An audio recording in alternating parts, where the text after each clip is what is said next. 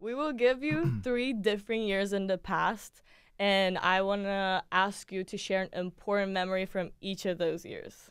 You ready? Let's do it. First one, 2005. 2005.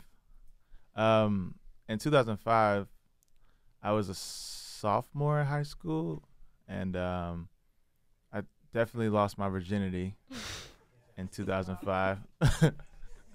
All my bandmates were like, yes, yes, yes. They've all been waiting for this. It was pretty terrible. I didn't know what I was doing, but that's that year. That's the only thing I think about when I think about 2005. So did you came a long way from that experience to here? Definitely. For if sure. we're going deep, 100%. we're going to go deep. And then what was the other one? It was 2000. Okay, next one. I haven't. Oh, yeah, okay. Next one, 2010. This better be good. 2010. Because after the really Definitely like the better at sex in 2010.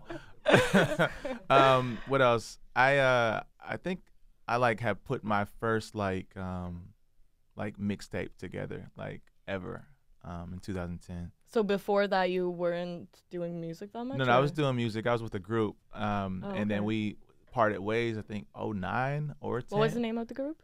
We're not gonna. Oh, okay. Never mind. Okay.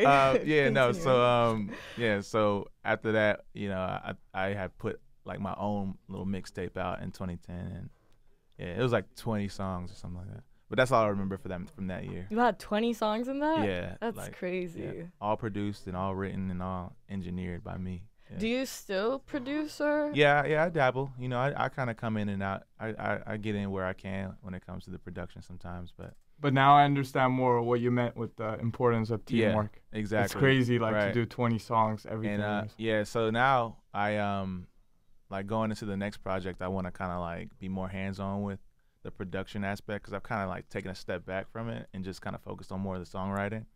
But this next project, I kind of want to get more involved with the production. But yeah. Okay, moving on to the next year, 2015. 2015 is the year my life changed for sure. I dropped Aura 1. That's the project that ultimately got me signed. I was able to retire my mom. I was able to get signed. I think I just said that. I don't know. But yeah, that was the moment in the project that changed my life was 2015 and Aura 1 dropped. And here we are, 2019. People are still coming out to these shows and selling out different venues, and it's been a crazy ride, yeah, for sure. And the next milestone is probably gonna be 2020. So we'll definitely ask that next Yeah, year. when we have you next time, we'll definitely ask like, what did you do in 2019? I came to UCL Radio. Right. So I'll go with this question. If you could perform one of your songs in front of the whole world, all 7 billion people, which one would you pick? Which record? That's a good question. Man, that's a crazy thing. That's a crazy thing to think about. Probably Needs. Yeah, probably Needs. That's one of my favorite We songs. would probably pick Needs too.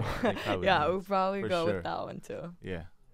So do you have any last messages that you want to send to young aspiring artists? Yeah, I think it's all about persistence. I think it's all about dedication to the learning of the craft, being open to criticism, taking everything with a grain of salt, just letting people or taking advice where you see fit. You know what I mean?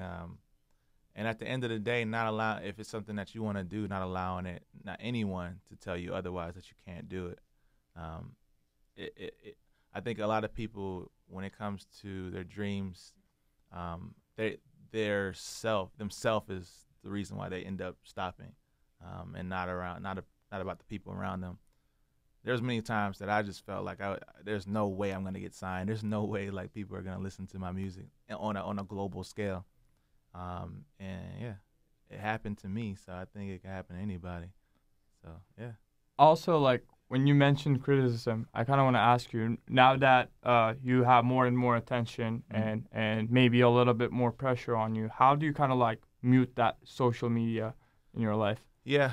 When I'm working on projects, I tend to kind of like just fall back from social media as much as possible, just to focus on the music and focus on what my end goal is. It's easy to kind of like, you know, go online and see people saying this or that, but for me, I just kind of try to stay away from it and just try to focus as best as I can on what I'm trying to accomplish. And it took me, like for Trouble in Paradise, it took me like a couple years to drop the project. So I literally didn't have much going on my Instagram or anything for like 2 years. So people would always be like, yo, where the hell is this guy at?